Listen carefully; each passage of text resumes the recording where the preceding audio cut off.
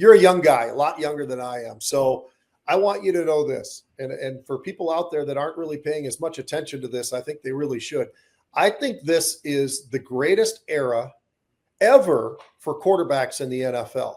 And what if I just show you this way? So the old guys, who are the old guys? Aaron Rodgers, definitely one of them. Geno Smith, Matthew Stafford. They're all old guys. They still can play. And I think all three of them potentially could be those kind of quarterbacks that could lead their teams to Super Bowl. Maybe over this year or maybe next year. But the clock is ticking for those guys. But then I start looking at the other guys that are a little bit more in the medium age level. So Lamar Jackson, pretty unbelievable player. Patrick Mahomes, pretty damn good. Josh Allen, Joe Burrow, Justin Herbert, Baker Mayfield. I mean, the list goes on and on and on, and I'm not going to go through the whole thing. But then you've got the young guns, too. So you've got Jaden Daniels, Brock Purdy, Caleb Williams, J.J. McCarthy with the Vikings, who's not played a down yet. But I can tell you this.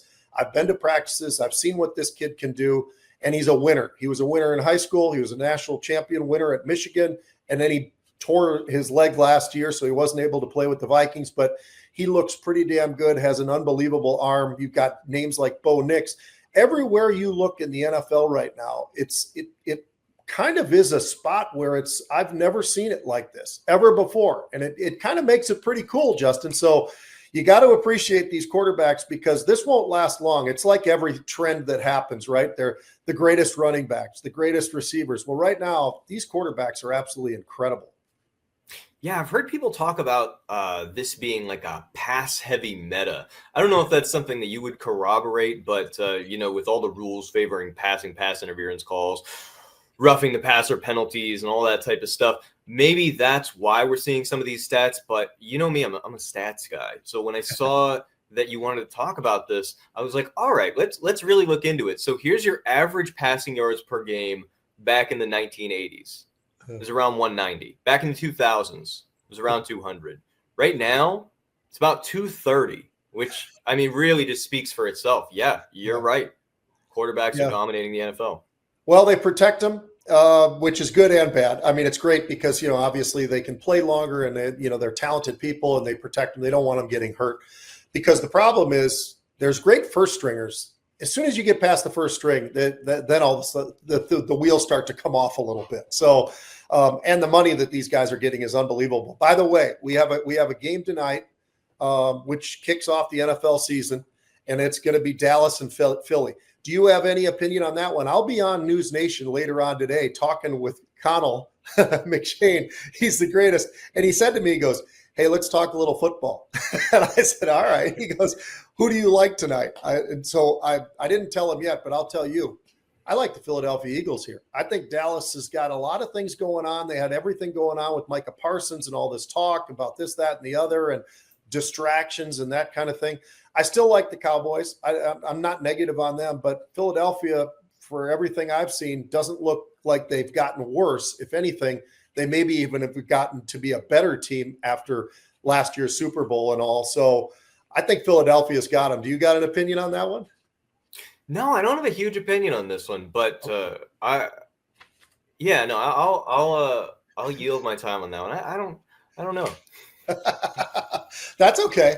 By the way, college football, just real quick, we finally got another great week. Last week was unbelievable because so many ranked teams were actually playing somebody rather than playing somebody who's extremely low down. They have to pay them to come and actually play the game and all the rest of it. They pay $500,000 to somebody to come in there and they kick the crap out of them.